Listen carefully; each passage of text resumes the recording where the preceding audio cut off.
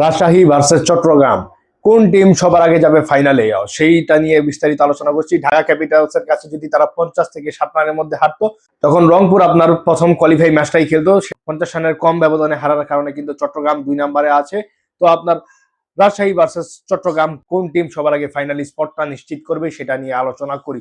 দেখেন, চট্টগ্রাম ভার্সেস রাজশাহী, তো আমার মনে হয় রাজশাহীকে নিয়ে অতটা টেনশনের কিছু নেই, কারণ চট্টগ্রামের অবস্থা এই মুহূর্তে বেহাল দশা। তো তারা খুব খারাপ একটা অবস্থায় আছে। ঢাকা ক্যাপিটালসের মতো টিমের কাছে তারা হেরেছে, যেই ঢাকা আপনার পুরো টুর্নামেন্টে জিততেই পারে না, মাত্র 2টা ম্যাচ জিতেছিল। সেই ঢাকার কাছে এরকম ভাবে হার, সেটা একবারেই চিন্তা করা যায় না। তার সাথে তাদের যে ব্যাটিংটা হচ্ছে না, অ্যাডাম রসিংটন যাওয়ার পর তাদের ব্যাটিংটা ভয়াবহ হয়ে গিয়েছে। তো এইখান থেকে দেখা যায় যে আপনার সাহিবজাদা, ফারহান, তানজিদ তামিম, মুশফিক, শান্ত এরা একদম ফাটিয়ে ফেলবে।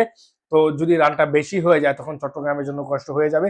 যদিও তারা বোলিং এ ভালো ওভারঅল, কিন্তু তারপরও আপনার রাজশাহী তো এবার সিজনে দুর্দান্ত খেলছে, দুর্দান্ত করছে। যদি কোনো অঘটন না ঘটে তাহলে আমার মনে হয় আপনার রাজশাহী আপনার ফাইনালে চলে যাবে। সেখানে আবার চট্টগ্রামকে সেমিফাইনালে চলে যেতে হবে, এবং আপনার থার্ড এবং ফোর্থ কোয়ালিফাই থেকে যারা আসবে, তো তাদের সাথে তাদের সেমিফাইনাল খেলতে হবে। এখন আমার প্রেডিকশন কি? আমার প্রেডিকশন হচ্ছে আপনার রাজশাহী আপনার ফাইনাল খেলবে। এটা শুধু আমার না, বেশিরভাগ মানুষেরই মত।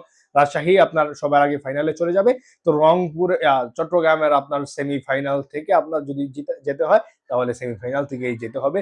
তো এই হচ্ছে ওভারঅল আলোচনা। কোন টিম কেমন করবে, আপনার পছন্দের টিম কোনটা, আপনি কি মনে করছেন, বিস্তারিত কমেন্ট বক্সে জানাতে পারেন। ভালো থাকবেন, সুস্থ থাকবেন, ধন্যবাদ সবাইকে।